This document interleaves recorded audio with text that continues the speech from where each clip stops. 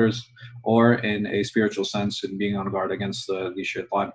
Then we talked about the ayah of hijrah, and then Allah subhanahu wa ta'ala talks about those who do not migrate when they are given a choice to migrate, and some of the issues that are related to that. Then after this, here in verse number 101, Allah subhanahu wa ta'ala says, وَإِذَا ضَرَبْتُمْ فِي الْأَرْضِ فَلَيْسَ عَلَيْكُمْ جُنَاحٌ أَن تَقْصُرُوا مِنَ الصَّلَاةِ إِنْ خِفْتُمْ أَن يَفْتِنَكُمْ الَّذِينَ كَفَرُوا إِنَّ الْكَافِرِينَ كَانُوا لَكُمْ عَدُوًّا مُبِينًا. That when you are traveling in the land, you will not be blamed for shortening your prayers. If you fear the disbelievers may harm you, they are your sworn enemies. So I want to ask a couple questions. The first of them is there anything that you guys reviewed yesterday or stood out for you yesterday that you would like to talk about, or if you have any questions? And the next question is what does this part, or what is this section talking about shortening the prayer, talking about the fear prayer, which is in ayah number 102. And then Allah subhanahu wa ta'ala talks about how to actually stand guard after you are praying, right? After you're praying, and he talks about how to pray when you're ill and the different ways to do that, and then pursuing the enemy. So what of these things, I want to talk about the connection of these things, of what came previously and what you guys benefited from yesterday. So the first thing that I guess we'll start with Sohaib, and then after that we'll continue like we've continued for the previous nights, where you call on the next person. The only person I would request you don't call on is Adi, because he's actually a co-host here, and he's retransmitting the class, so he's not actually participating in the class because he has some duties that he has to take care of. So why don't we start with Sohaib? Okay, Assalamu alaikum. One thing that one ayah that really stood out for me was the last the ayah number 100. وَمَن يُهَاجِرْ فِي سَبِيلِ اللَّهِ. I was reading some of the explanation about it. So and I understood that if a person who accepted Islam and is living under the under a system of kufr, can only live in that system, or it's only valid due to the two reasons. First of all, that if he wants to want Islam to be ghalib in that area, or if he wants if he's preparing, or if he's working hard to change the the system of kufr to Islam. Okay. Only for those two reasons the person can live in that nizam, the kufr system. MashaAllah. Okay, so I'm really glad you brought that up. I was hoping somebody would have actually touched on it yesterday, but living in a place where we are the minority by choice, right? And that's what's happening with many Muslims in the world today. This is the first time in Islamic history where you have people en masse, right, migrating to lands of the disbelievers, where we are a minority by choice. Correct, Sohaib? That is correct. All right, so I want to talk about this, and I want to touch on this, and I'm really glad you brought it up. Why don't you call in the next person? Hassan. I'm sorry. What question you want me to answer again? So instead of talking about what I had initially, I had said, what really stood out from you from the previous discussion. In the next section, how is it related to what we previously spoke about? What I actually wanted to talk about now, I wanted to shift the focus a little bit, because Sohaib brought up a really good point, which is all of these verses that talk about hijrah, that talk about migration, doesn't it apply to us? How come we are living in the lands of the non-believers by choice? So aren't we sinning based on these verses that we are reading? And why do you think so, or why do you not think so? I don't think so, just because like my parents, and I'm sure other people who might have come to this country for better opportunities. And going back to the previous ayah that we discussed yesterday, how like if we feel that we're going to, or if we feel we're going to get oppressed, we should move away from that oppression. Okay. And and I feel like that's, at least for a lot of people, Muslims, that's what they do. They move away from their home countries to another place where the population is more disbelievers, but there's better chances. Okay, so you feel that warning applies to those individuals who are being oppressed religiously? Not oppressed religiously. So perhaps I just think general, like here in the United States, or right? like England or Germany, or where, all the different countries that the Muslims are migrating to. Are they practice their religion in those places, or are they being oppressed? Are we being oppressed? No, not necessarily, actually. What do you mean, Akhi? Like they're not closing the masajid down around us? Oh, right. Yeah. I'm giving you a hard time. But I'm saying here in the United States, do we have masajid? Yeah. Do we have education centers? Yes. Do we have funeral homes? Yes. Is there any service that we are lacking here in the U.S. as a Muslim that we cannot get, or that we are being oppressed over? No, actually, I think we have better opportunities. Okay. Oh, wow. That's a really strong statement. I'm not saying I disagree. But that's just a really strong statement. So call on the next person. I want to hear a few people what they have to say about this. I'll call on Saad. Yeah, so just going off what he said, I feel like it doesn't apply to us because we're not being outwardly oppressed, and since we're not being outwardly oppressed, there's really nothing to we're not really sinning, because Allah said that Allah made it haram for us to oppress and also be oppressed. So there's really no reason for us to leave or anything. We're fine. Okay. All right. So you agree with Hassan? Yeah. Okay. Jake. Call on the next person. Let's go with Sister Sameen. Assalamualaikum. I agree with whatever is being said. I don't think that we're being oppressed over here. And I feel that we have the same, if not more, opportunities and avenues to practice that we would if we were living in any other Islamic country. Yeah, there is a lot of talk, though, between Dar al-Kufr and Dar al-Islam, and how is it that a Muslim can live by choice amongst the non-Muslims, and how is that okay? And how come you have so many of the fuqaha, the jurists of the past, talking about living amongst the Muslims and how it's not permissible to live amongst the non-Muslims? And maybe it's got to do more with, like we've been talking about, if we were actually being oppressed. Like, for example, in France, you're not allowed to wear the face veil. I mean, that's a clear oppression. But here, nobody's going to, like, we've prayed in parking lots of Walmart, and nobody's ever come up to us and said anything, because we are free to practice whatever religion that we're on. Yeah, let's talk about France. So so now are the Muslims who are in France obligated to move to a different country because the women can't wear niqab? I don't know. It's a really tough question. I don't know. And is the banning of the niqab, is that something that is fundamental to Islam? And I'm not saying it's right. Please don't misunderstand me. But I'm saying, is that a fundamental? Like, are they stopping people from praying? Or are they stopping people from wearing the face cover? Yeah, but then for the people who believe that face covering is just as mandatory as praying, for them it is an oppression, right? Well, I disagree. That would be just as mandatory, because this is it's not from the 5 pillars of Islam. And don't get me wrong. I know, but from the culture, like some certain cultures or certain communities do think that it's extremely wajib. So okay, fair enough. So the Muslims of France who believe that niqab is wajib, they need to migrate. Mashi, let's move. I didn't say that. My goodness. The next person. All Frenchies are sinners. Are you guys listening?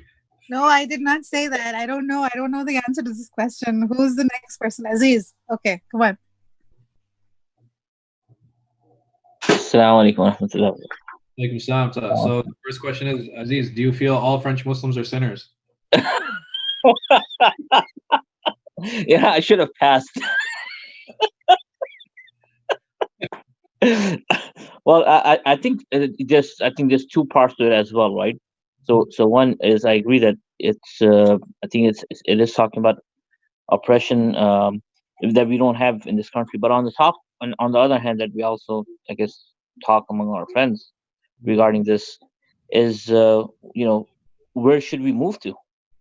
That's That's a valid question. so you need to have that the answer. All right, what do we consider, what's on the other side, So okay, so what would you advise somebody who's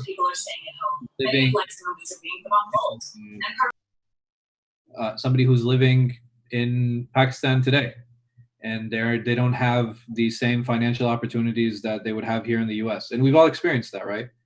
And he's getting the opportunity to come here. Can I prohibit him from coming here? Spiritually, Islamically? I can advise him not to for a number of different reasons, but can Islam be one of those reasons? I don't think so, because that's what I meant. Like, we have this very same system in Pakistan and other countries, and maybe in some cases worse system than here, religious-wise. Okay, which brings us to another interesting thing. Why are so many Muslims leaving those countries? If the Muslim countries were so amazing, why would we leave? Why don't you call the next person? Let's see what some more people have to say.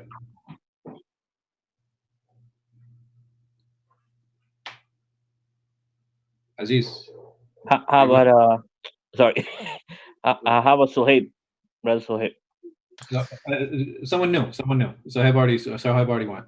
All right. How about Saad? Saad already went.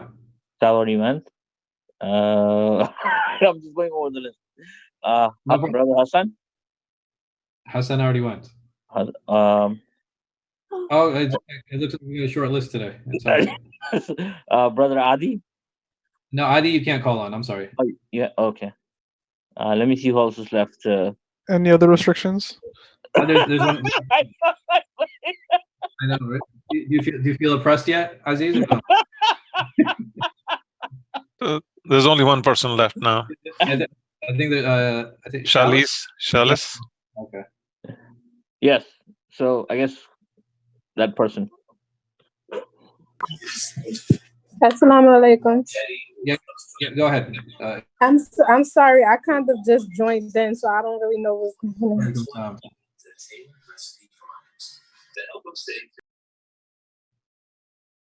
Okay, so basically the question is, we're talking about some of these verses in Surah Nisa where Allah subhanahu wa ta'ala talks about migrating for his sake. And usually when we talk about migration, we talk about migrating from the lands of the disbelievers to the land of believers. But in the modern era, we find Muslims voluntarily migrating to lands where they are the minority and where the predominant majority is non-Muslim. So would we say that those people are sinning? And why? If you feel they are, why? And if you feel they're not, why not?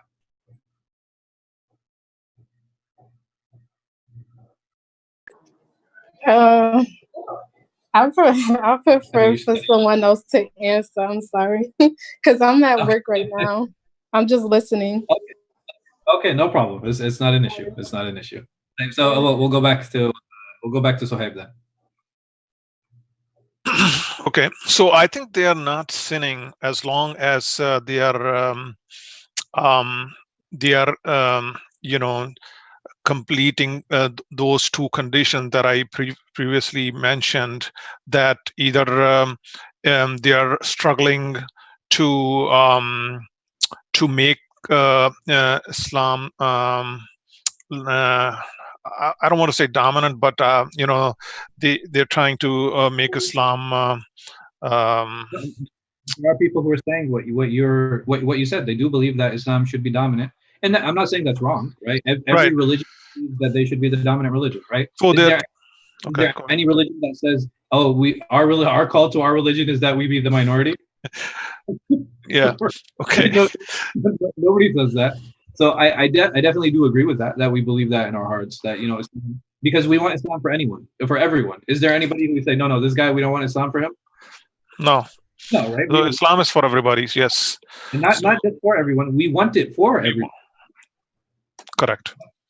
So if a person is struggling to make the Islam dominant, that's one condition. Then he is not sinning, and the other one is if he is he doesn't find any way out of living in a non Islamic land, then he is actually showing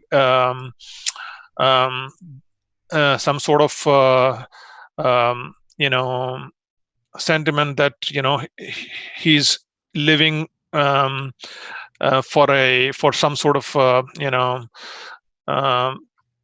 that he hates or something along those lines, and he's not finding a way out of it.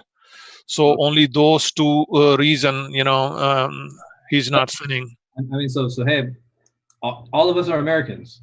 Is there any way, is there anywhere in the world where we can't go?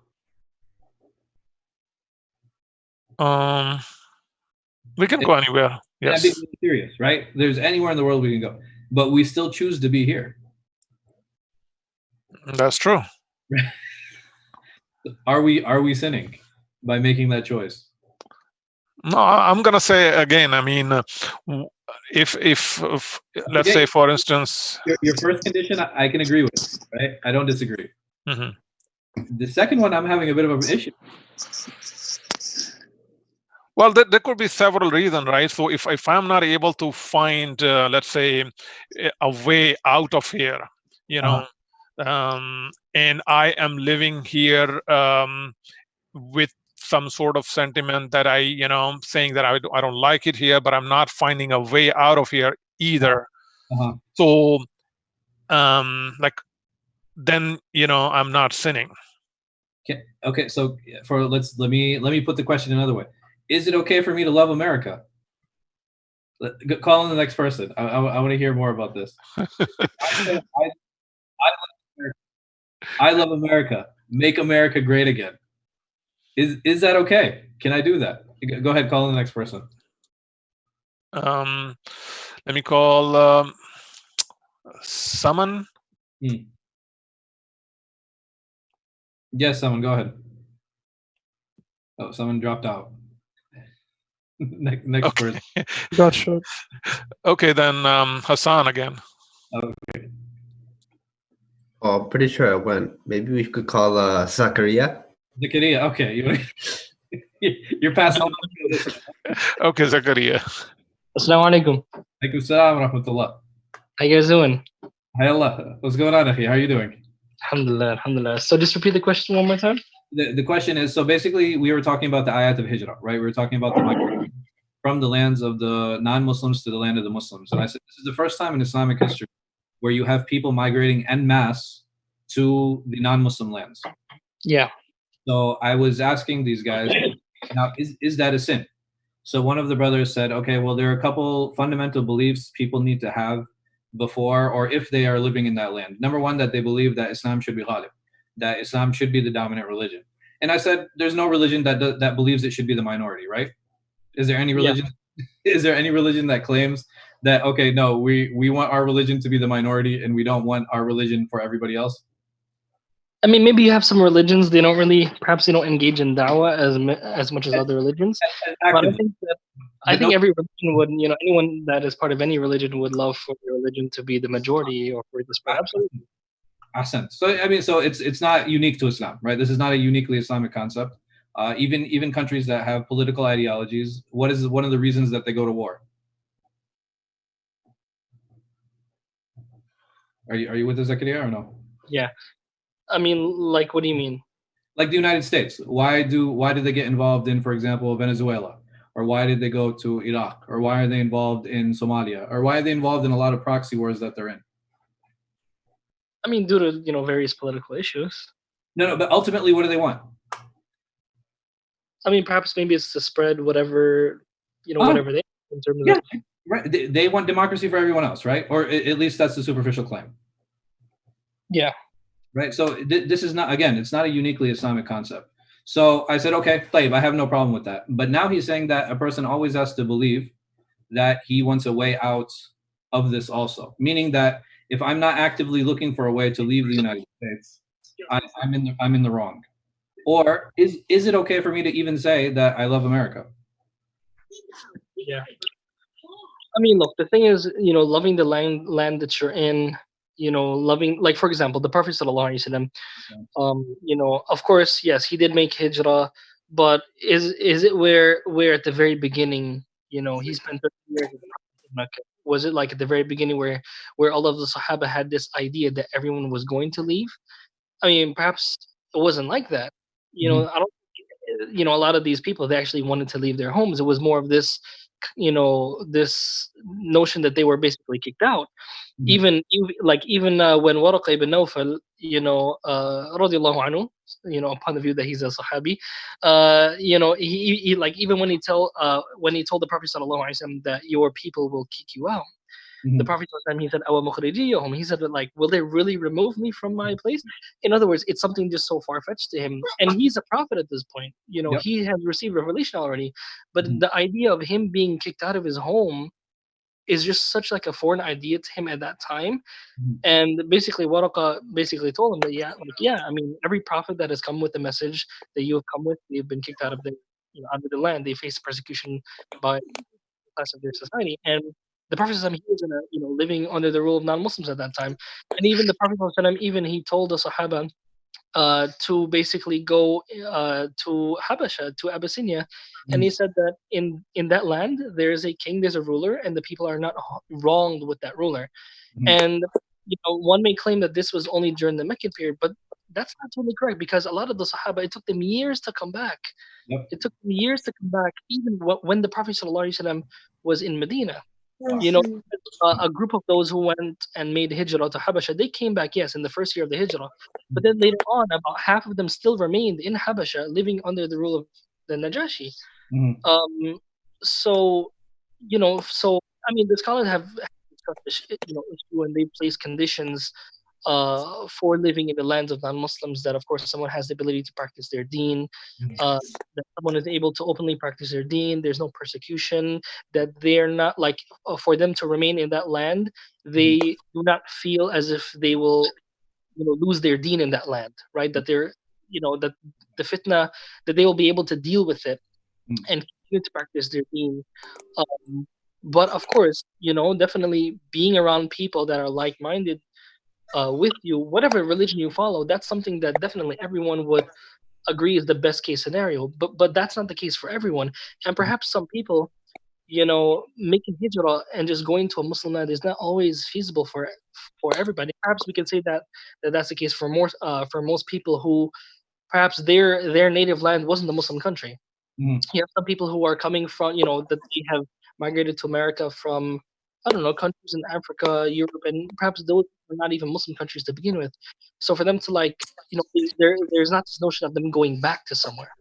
If someone coming here from Pakistan, for example, or or like, let's say someone is coming from Indonesia where there's a large population of Muslims. Perhaps it might be easier for them to go back to a place because they have some cultural, linkage with that place. No, exactly. I agree with everything you're saying 100%. And the one point that I would add to this is, what did the Prophet say about Mecca itself? He said, "Anti ahabba baqa ilayya ilallah," right? You're the most beloved land to me. Yeah.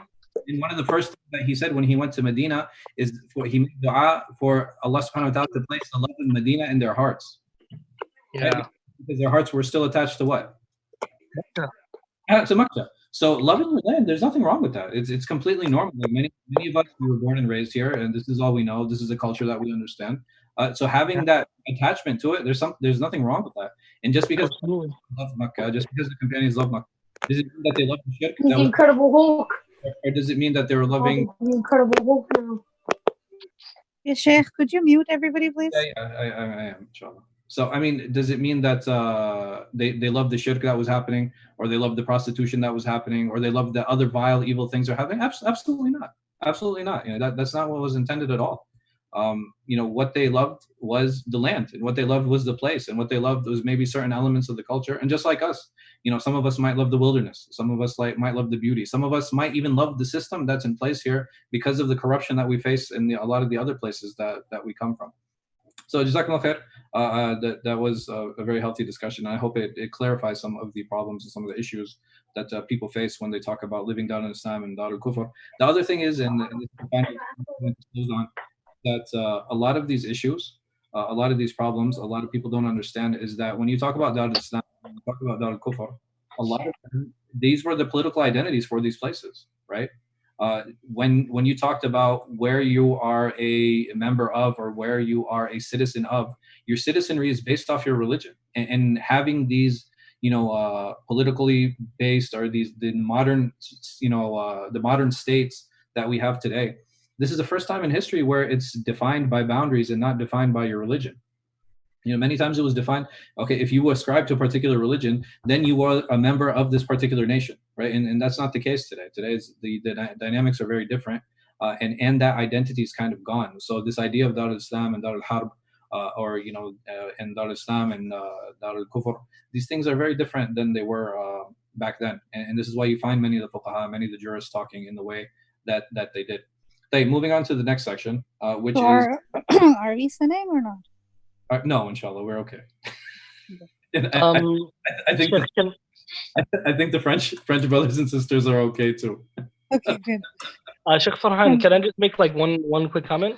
I mean, subhanAllah, like if you think about the situation here in America, depending on some countries, perhaps maybe it's easier to practice Islam here, way that we want to, than some Muslim countries. I'm not going to mention names, but perhaps there's definitely some places around the world where you're not going to be as open to express yourself the way that you want Islamically, as it is here, right? So for some people, I'm not saying every situation, but I'm sure there's some situations for some people that for them practicing the deen here is probably easier, and they're able to do it even more openly than they would in some, even Muslim majority countries. I'm saying in some Muslim countries that I'm sure you're aware of, like before a person goes and gives a khutbah, there's a knock on their door and they're going to ask him what he's going to give a khutbah about, right? Or if you're attending the regular salawat, they'll come and they'll snatch you up and they'll put you in jail for a few days and ask you, what's going on?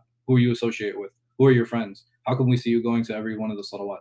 So it really is a problem. And this idea, a lot of people don't understand, like, yes, there is a lot of financial opportunity over here, but there is also something else that some people are trying to escape, which is corruption. And there is a lot of fasad. There is a lot of corruption in the world today, and it's really sad how we should be the shining examples, and we should be the ones who are forward in this, and understanding the value of trust and understanding the value of honesty. And you will find that these are the two things that are very much lost in our countries, and may Allah subhanahu wa ta'ala bring us back to our former glory that we were once in. Ameen. So the next section talks about the exceptions for salah, right? And to shorten your prayers, or praying on your side, or praying on your back, etc. How is this connected to or even Salatul Khawf, right? We have Salatul Khawf here and the different ways to pray. What is this a show of, and what is it connected to what we were talking about previously? And then what does this have to do with the thematic discussion of the surah? Oh, I guess we'll go from Saad, and then we'll move on from there. Yeah, so now Allah's talking about how, like you said it was about like shortening prayers and when to pray and all that. Mm-hmm. So I remember, let me just look back real quick, that Allah was talking about before, like, being accountable for our prayer. I feel like this is because we're going to be held accountable for our prayer. This is more ways for us to make sure that we actually get our prayer done, so that we can make sure that we're accountable for this on the judgment. Because Allah will ask us, like, I gave you all these options. What did you do with it? So then we can say, like, look, I either did them or didn't do them, and that these are the options that He gave you. And how do you feel this is connected to the theme of the surah? Why don't you call in the next person? Let's go with Brother Shahid. I think it is. I just joined, but I think it is that the importance of salah, that in any condition you should be performing it. Okay. And with the shortcuts meaning that while you're traveling, you don't have to do the sunnah, and you could just break it into half. Mm-hmm. That's what I could think of. No, mashallah, that's good. And what did we say the theme of the surah was? Do you remember? Honestly, I just joined in. I'm talking about the surah. I'm not. That's not an excuse. Even if you just joined, it's the same surah. Man. I'm sorry, Brother Irfan. I'm so sorry. No. It's okay. Call on the next person. No, Shahid, go ahead. Call on the next person.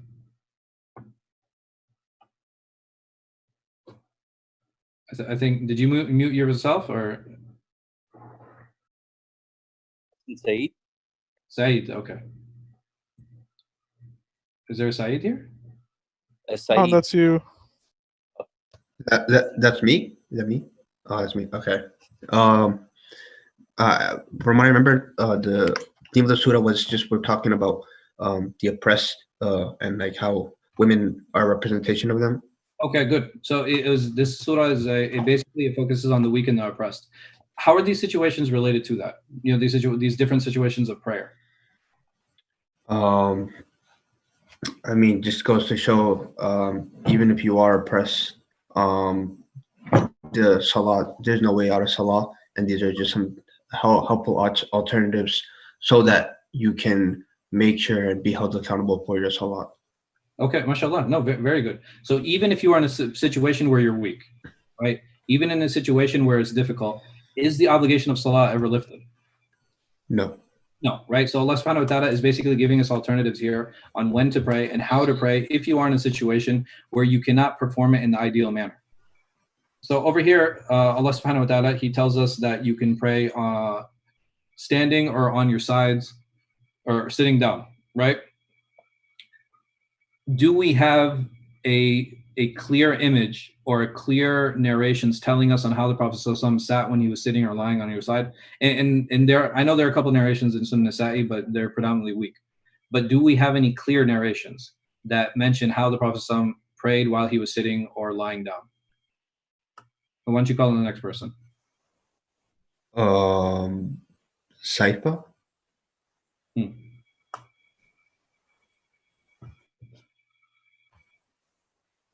Assalamu alaikum. Alaikum salam. Actually, no, I don't have knowledge about that. I don't know if there's any narrations about this. All right, no, you're on the right track. So the question I would ask you: do we have very clear narrations on how the Prophet ﷺ prayed standing up and normally? I don't think so. So how did we learn how to pray then? Where did we get so when I'm standing and I'm praying, the way that we pray, right? Saying Allahu Akbar, and then you read Fatiha, and then you read a surah, then you make ruku'. You don't think we have details of that?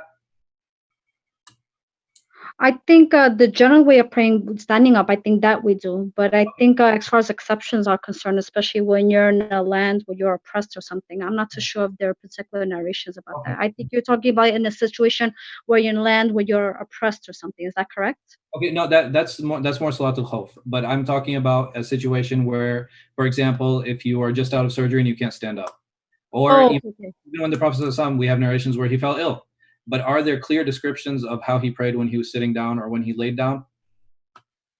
I heard a while ago, I remember my mother telling me that if you're in a situation where you cannot pray physically, that you could sit and pray. And if you cannot pray while sitting, that you could lie down and pray.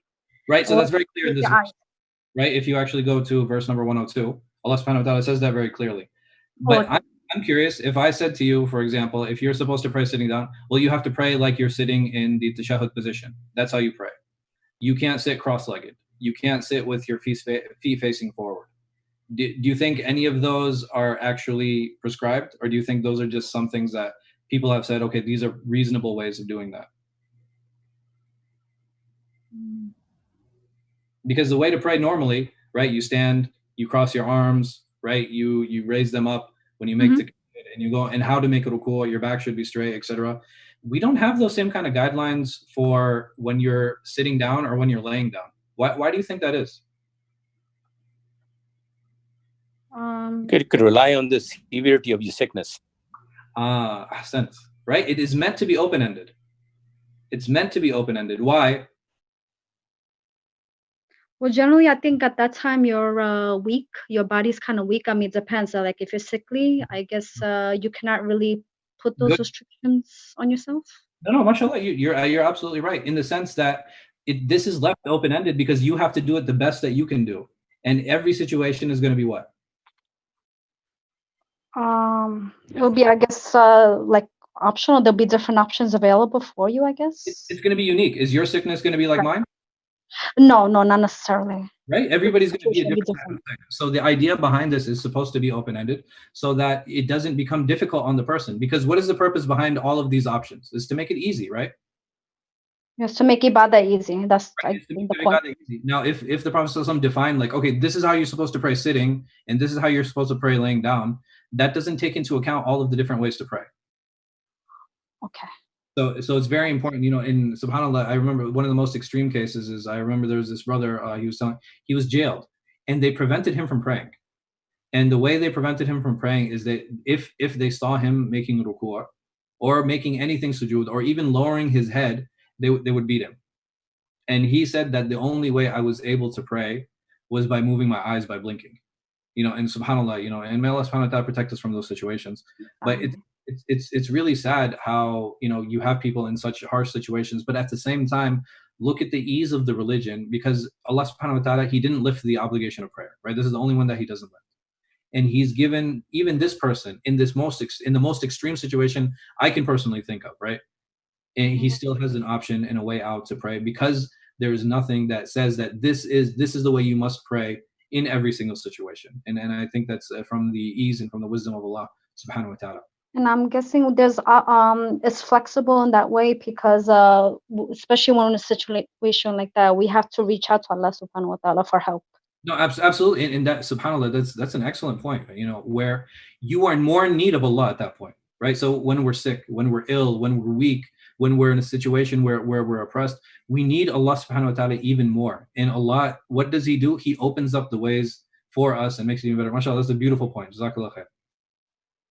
Then Allah subhanahu wa ta'ala, after talking about these different types of prayers, including the khawf prayer. The khawf prayer is basically if you're in a state where you're actively fighting or you're actively on guard, how Allah subhanahu wa ta'ala changes those prayers. And a lot of those prayers, they basically involve how one unit can keep an eye on the other unit while both of them can still pray. I'm not going to get into all of the details or the fiqh behind that, inshallah, because I think it's beyond the scope of this discussion. And then after this, Allah subhanahu wa ta'ala, he starts talking about how the enemy shouldn't be pursued if they're running away. I'm sorry, what's your name? Saifa or Saifa? Saifa, yes. Okay, can you go ahead and call in the next person? Go ahead and choose anyone. Anybody? Yeah. Okay.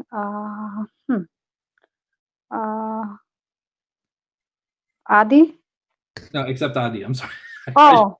I should have said except Adi, because he's involved with like the technical and the audio visual stuff, so he can actually actively be involved. Sister Anisa. Oh, Anisa said she's a listener. I apologize. Okay. Nazija? Okay. What's the question? Sure. So the question is that Allah subhanahu wa ta'ala, after talking about prayer and talking about the different ways to pray in the different situations, he starts talking about, pursuing the enemy. And he says, don't be faint-hearted in pursuing them. He brings all of this back and he changes up the discussion a little bit. Why is that? Why shift the conversation to this point? I think they could be related. In one is saying how, at first talking about how we can pray in any situation. We have to pray in any situation. Mm-hmm. And so, like, not to let fear stop us from doing that. And then, so shifting it into also saying, don't let fear stop us from correcting what's wrong, or don't let any hardship stop us from doing, stopping what's wrong. And what is one of the purposes of the prayer, right? To actually, what does it do to our hearts? It purifies our hearts, brings us closer to Allah.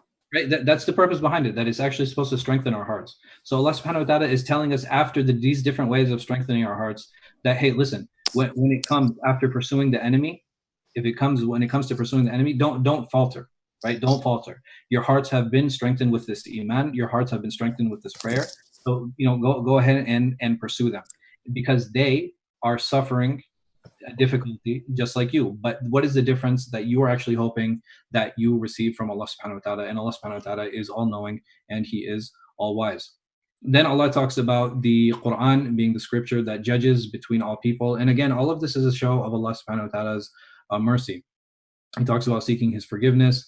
And then he talks about how to argue. So my question is, and I guess this is the next question, is what role does debating have in the religion? Nazija, why don't you call on the next person? And for the people not to call on, you can check the chat. Got it. Ryan? Can you hear me? Yeah, sometimes it takes a second for them to unmute Oh. themselves.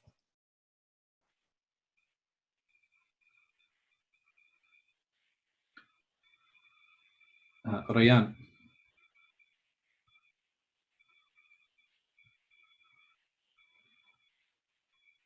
No? طيب, call on someone else, Nazija. Soheb? Okay, what's the question? So the question is here, Allah subhanahu wa ta'ala says, وَلَا تُجَادِلْ عَنِ الَّذِينَ يَخْتَانُونَ أَنفُسَهُمْ إِنَّ اللَّهَ لَا يُحِبُّ مَنْ كَانَ خَوَّانًا أَثِيمًا. That do not argue for those who betray their own souls. Allah does not love anyone given to treachery and sin. What is the role of debating in the religion? And what is Allah subhanahu wa ta'ala talking about here?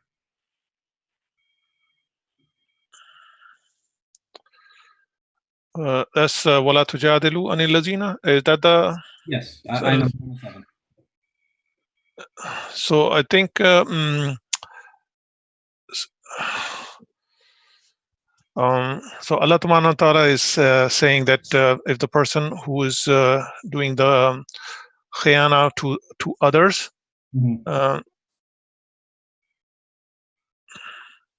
so they betray their own souls. How can you betray your own soul? What is it that you're doing? So what maybe the so let's say, if I'm very knowledgeable, I'm not sharing the knowledge. If I have a lot of wealth, I'm not utilizing it in a better way. So basically, those are the things that are amana from Allah subhanahu wa ta'ala, and I am doing a khayana if I'm not using it properly. Okay, that's definitely one part of it. But let's look at the next couple of verses, okay? Because this will give us a little bit of insight into what it is that Allah subhanahu wa ta'ala is talking about. He says, they try to hide themselves from the people, but they cannot hide from Allah. He is with them when they plot at night, saying things that do not please him. He's fully aware of everything they do. There you are, arguing on their behalf in this life, but who will argue on their behalf with Allah on the day of resurrection? And then Allah subhanahu wa ta'ala says, yet anyone who does evil or wrongs his own soul, and then asks Allah for forgiveness, he will find him most forgiving and merciful. And then he who commits sin, to the end, and anyone who commits sin. What group do you think he's talking about here? Who are the people that betray themselves? So basically, it could be that that those Muslims that they are favoring their own group of people, like the Kabila or the family. And even though they are mujrim, but they are favoring them because they are part of their khandan or their family. Okay, so that the people who are prideful or arrogant or have self-interest, I think it's actually talking about another group of people. Why don't you call on the next person, Sahib? But that can apply by extension, but maybe not directly. Okay. Brother Saad. Is it the hypocrites? The hypocrites, right? And how do you know that he's talking about the hypocrites? Because the hypocrites betray their own souls. They act like they're following their religion, but in reality they're not. They're kind of trying to trick Allah, but you can't really trick Allah, or you can't trick the Prophet. So they're betraying themselves in that aspect. Right, in Allah subhanahu wa ta'ala, he says, وَهُوَ مَعَهُمْ إِذْ يُبَيِّتُونَ مَا لَا يَرْضَى مِنَ الْقَوْلِ, that he is with them when they plot at night, saying things that do not please him. Who's going to do that?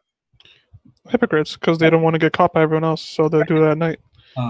And then Allah subhanahu wa ta'ala, he talks about those individuals that sin and how to deal with them, and how anybody who sins can still turn back. Who is Allah subhanahu wa ta'ala addressing here? Why don't you call on the next person? Let's go with Brother Zachariah.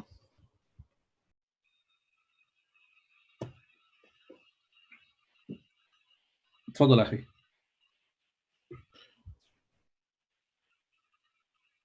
Okay, maybe he's not there. I call on someone else. Okay, Sister Simreen. Yeah, could you? I know that you said who is Allah Ta'ala referring to here. Do you mean who is he asking not to get into arguments? Yes. Oh, I know that you're not. That's what Allah Ta'ala is saying. Do not defend the munafiqeen, right? Yes. So he's asking the Prophet ﷺ not to defend the hypocrites. Yeah, but because why? What was the Prophet ﷺ doing? I think he was defending them out of the goodness of his heart. Yeah, and not just that. Even why didn't the Prophet ﷺ kill the munafiqeen when Allah told him who they were? Maybe because he felt that they will return to Allah. They'll make tawbah. All of these ayat that follow it, right? All of these verses that follow it. Allah subhanahu wa ta'ala, he talks about anyone who does evil or wrong, then Allah is all forgiving. He commits sin, Allah subhanahu wa ta'ala is all knowing, all wise. Anyone who commits sin, then he is deceitful and he's flagrant in his sin. Allah subhanahu wa ta'ala is basically telling them that you still have the opportunity to return back. And then Allah subhanahu wa ta'ala says, وَلَوْلَا فَضْلُ اللَّهِ عَلَيْكَ, right? On you. Yeah, who? Who is he talking to? Muhammad Sallallahu Alaihi Wasallam. Muhammad Sallallahu Alaihi Wasallam. And so the Prophet Sallallahu Alaihi Wasallam, he was trying to defend them, right? He's trying to defend the hypocrites here because they still showed Islam apparently. And like you said, there's still a chance that they could repent. And thirdly, what else? Because Muhammad Sallallahu Alaihi Wasallam was kind-hearted and he just couldn't, make dua against them or kill them. I agree with all that. But in addition, he didn't want to set a precedent. Imagine today if we went around and started calling people hypocrites. We just start killing them then. And we start killing them, right? And why did you kill him? Because he's what? A munafiq. Right, because he's a munafiq. Imagine if the Prophet ﷺ had set that precedent. It would have just called chaos in the following generations. So this is not only from the mercy of the Prophet ﷺ, but it was from his farsightedness as well. Even when he ﷺ was asked very specifically, he said, I don't want the people to say about me that I killed my own people. Because what is the superficial difference between the munafiq and the Muslim? Can you call on the next person? Brother Aziz? Nothing. Nothing, right? What did the munafiqeen do during the time of the Prophet ﷺ that the Muslims weren't doing or that they were doing? Did the munafiqeen pray with the Muslims? Yes. Yeah. Some of them made jihad with the Prophet ﷺ. Some of them gave sadaqah, right? Like all of them, they did all of these things because they were being deceitful, obviously. But those superficial actions still protected them from being. Remember, we said that Islam was the national identity, right? This is how you got citizenship into the Muslim state by being Muslim. So over here, Allah subhanahu wa ta'ala, he's saying, don't argue with them. How can we apply that in our lives today? I think there's a lot of that. Even though Prophet ﷺ, he tried so hard, but if you look what's going on, we are falling into that trap. And how do you think that is? Like, how do I apply this verse on myself? How do I not argue with a munafiq? Well, right now we don't know who's munafiq or not. I mean, exactly, right? So number one, we don't know, right? There's no way for us to tell. And even the Prophet ﷺ, the only reason he knew was why? Because Allah Ta'ala told him. Because Allah told him, right? We don't, unfortunately, revelation has been cut off from us. And there's no way for us to know who's a munafiq or who's not. So are you telling me that I can't apply this verse in my life? Well, that's a curveball. I mean, every ayah is applicable. It's just, for me, I don't have the knowledge to make a determination unless I'm somebody else. Somebody comes and says, I am that, but then that would be kufr if he speaks that he's out of Islam. Yeah, if somebody's, but the thing is, like, okay, tayyib, you can't apply those situations. But how else can I apply this verse? I want to hear from some more people. Aziz, call on the next person. How about I'm wondering, who can I call? Can I call Brother Saad? You can call on Saad. Saad, okay. He actually made the list of people who we can't call on. Let me see. Since he made the list, I can call on him. Okay. Touche. I should put my name on there. Go ahead, Saad. So, can we apply this verse to our lives now?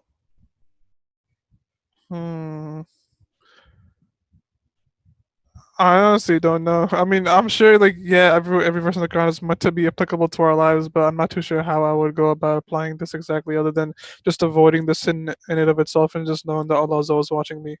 Okay, good. Like that. So that's one way to apply it. But I want to hear. I mean, there has to be a way to apply this, right? So I mean, why don't we just hunt them down? We leave the charge, man. Go. I got you. Call them the next person. Let's go with Hassan. I guess nowadays it just goes out to tell us that we can't go and basically judge somebody and call them a munafiq. Okay, good. I'm with that 100%. But over here, how do I not argue with a munafiq? Or how do I not defend the munafiqeen? How do you not defend a munafiqeen? Yeah. I guess just leave it between him. It's between him and Allah, so you can't really. Okay. I mean, you guys are all making a good point that we're not allowed to judge people's relationship with Allah. I agree with that 100%. There has to be something more to this, though. Call in the next person. I want to hear some more. Yeah. Can I jump in and say something? Maybe it's not. These days, we know that there are a lot of people who just argue about things in the Quran and things in the Sunnah. MashaAllah. We don't know who they are. Obviously, things in their heart are between them and Allah. But for me, at least, if you talk about applicability, when I'm confronted with such people, I will not get into arguments with them, and then I will also not defend them when I'm talking about them to other people. So okay, so over here you are saying that this is applicable, that we don't do this with people who show characteristics of nifaq. Is that fair? Just for no reason at all, just like if somebody's trying to. Yeah, if somebody's openly opposing an ayah, or somebody's openly opposing a hadith, I'm not going to call him a munafiq, but is that a characteristic of a munafiq? I don't want to say that person is a munafiq, but yeah, the quality seems very questionable. Right, mashallah. No, and that's where it applies, right? So if somebody is showing characteristics of nifaq, there's no reason for me to engage with that person, and there's no reason for me to defend that person, and that's where this ayah, wallahu alam, seems to apply. And then Allah subhanahu wa ta'ala, he goes on to talk about a secret counsel and how we shouldn't have secret counsel, and those who oppose the Messenger sallallahu alaihi wasallam, what is going to happen to them and what their fate is going to be, because we have to remember that these verses were revealed in Medina. Right, and they very much apply to the mushrikeen. To the munafiqeen, and how Allah subhanahu wa ta'ala is directing them. He's directly addressing them, and I think that's really important, because by directly addressing them and telling them, hey, these are your plots, these are your ploys, we know that you do all of these things, He's giving them an opportunity to return back. So I think that's so. Yeah, go ahead. I'm sorry. So secret counsel, you mean like if there is no goodness in the secret counsel, but a lot of times secret counsel is done for the goodness sake. Okay, good. So what is najwa? I think that's a really good question. What is najwa? What is secret counsel? And so you have an idea and you touched on it, but why don't you call on someone else and let's see what more people have to say about it. Okay. Let me call. Brother Aziz. So I think we are allowed to have secret counsel. Prophet ﷺ did it too. Mm-hmm. So it's from the Sunnah, it is shown that and in some cases we should do secret counseling. Okay. But this is more towards the secret is to basically to destroy Islam or against Prophet Muhammad ﷺ and right. So good. So the plotting that's being discussed here is, the secret counsel that's being discussed here is about plotting and ploying, right? And plotting against someone else. And does this happen with the Muslims also? You mean do we do that as well? Against each other. Yeah. Yes. Yes, we do. Right. Absolutely. This happens. And Allah subhanahu wa ta'ala, He's strictly prohibited, right? Like by name. Yeah. So I mean, Allah understand. May Allah protect. Question. Does gossip fall under that category? Gossip, backbiting? Gossip, no. Gossip is different. So basically, what najwa is that you are trying to plot against to hurt somebody else. And gossip is not necessarily, you're not necessarily plotting it, but you're just inventing lies. Or you are tale carrying, something else, or you're inventing up something about someone else. Najwa is different. Najwa is different. All of these are haram, right? don't be like, oh no, the sheikh told me this isn't najwa. No, that's not the purpose here. They're all haram, but they're different.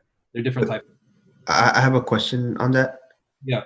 So if, let's say, if there are certain people, Muslims, that are plotting harm against someone else, but they don't actually go through with that, is that still a sin? So the sin of just getting together and discussing it, yes. Okay.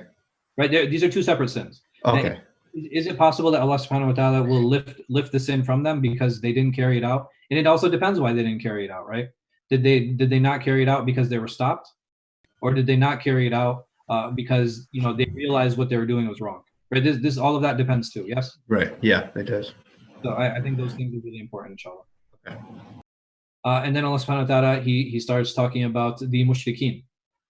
He says here that they call upon and they invoke only females. What is he talking about here in verse number 117? Call on the next person, Hassan. I'll call on Brother Shahid.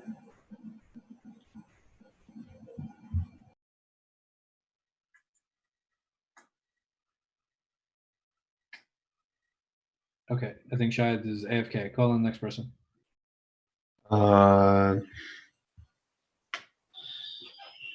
Sister Saifa. Yes. Yeah, so over here, Allah subhanahu wa ta'ala says that the pagans, they invoke only females. They call upon only females. What does that mean? I'm sorry, can you explain what you mean by call upon females? Like what exactly, what they talk about? So the pagans used to make dua to females only. What is he talking about? Oh, okay, kind of like idols, I guess. Okay. And what does this tell us about the idols?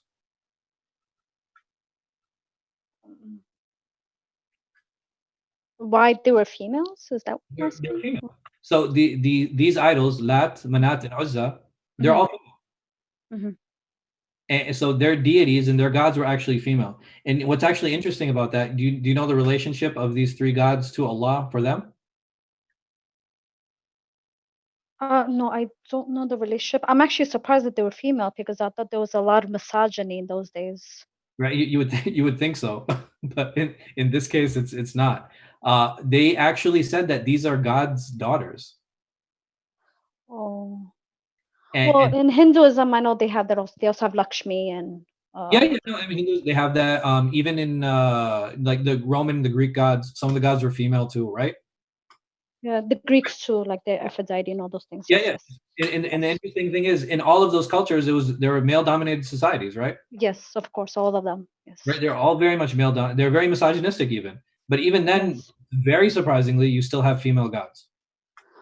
So that's kind of confusing to me. I'm not really sure why that happened, right. but they basically they ascribed these three females, in addition to other ones, in addition to other gods that they had. But these three females in particular, they said these were God's daughters, right? They said that these are actually Allah's daughters. And then Allah subhanahu wa ta'ala, he starts talking about different things that they did in order to please these gods. And one of them, he says here that I'll command them to slit the ears of the cattle. So what they used to do is that's how they used to mark their cattle. They would cut the ear off. And when they cut the ear off, it's like in India, you know how they designate certain animals saying that, okay, these are God's animals? Yes, they do that with cows, I believe. Right, they do that with cows. They say, these are God's animals, or these are the gods manifest themselves. The pagans used to do the same thing.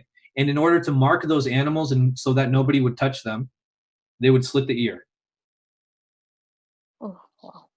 And Allah subhanahu wa ta'ala, he's telling us and he's saying to us that this is tampering with his creation, right? This is causing unnecessary harm to them. And not just that, it's not pleasing to Allah. And all of these are shaitan's illusions, right? Shaitan had guided them and told them to do all of these things. And what is going to be their end fate and what is going to happen to them? أُولَٰئِكَ مَأْوَاهُمْ جَهَنَّمْ وَلَا يَجِدُونَ عَنْهَا مَحِيصًا. That such people will have hell for their home and they will find no escape for it. And then Allah subhanahu wa ta'ala, he starts talking about those who believe. And again, this is something that's very common we find in the Quran when he talks about the people of the hellfire. Then he moves on and he starts talking about the people of the paradise and what they will be given. And then Allah subhanahu wa ta'ala he talks about the people of the book. Because remember, we're in Medina now. The Prophet ﷺ, he's dealing with the Jews, he's dealing with the Wafd min Najran, the people that had come from Najran, or the Christians that had come from there. And he's addressing the people of the book, saying that, hey, listen, that even you will be held to account, right? Even you will be held to account. Don't think that, just because I'm talking about the pagans and what they believe and how they're going to be accountable, it does not mean that you will not be free from that. And then Allah goes on again to talk about it is only the true believers that will enter his paradise. And he closes by saying, these sets of verses, that it is only Islam that is going to be accepted. And unfortunately, we're going to have to stop here because we're running out of time. But there are about 20 verses left, inshallah, until the end of not 20, there's actually more than that. Till the end of the surah, and we'll try to close it up tomorrow, inshallah.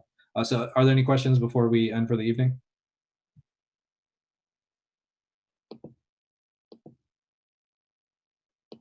No? Okay. If there aren't any more questions, inshallah, then we will end here and we will continue from this point from tomorrow.